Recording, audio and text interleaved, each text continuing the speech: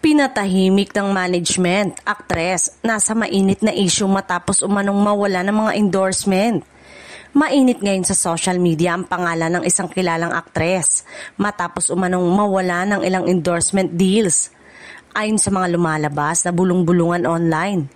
Ayon sa mga netizen, nagsimulang mag-pull out ang ilang brands matapos kumalat ang mga balita tungkol sa umano'y panlalait ng aktres sa isang sikat na personalidad. Bagaman walang kumpirmasyon mula sa kampo nito, marami ang nakapansin na tila tahimik ito sa mga nagdaang linggo.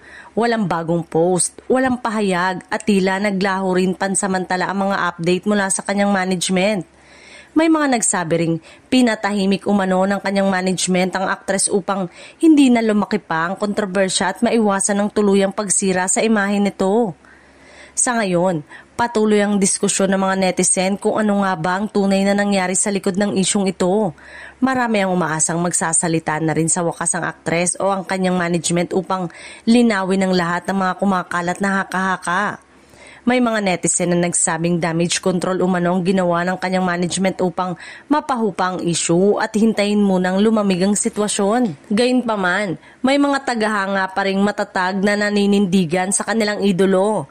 Ayon sa kanila, unfair daw na basta na lamang husgahan ng aktres batay sa mga chismis at walang konkretong patunay. Marami ang naghihintay kung ito ba ay pansamantalang setback lamang o simula na ng malaking pagbabago sa takbo ng kanyang karera.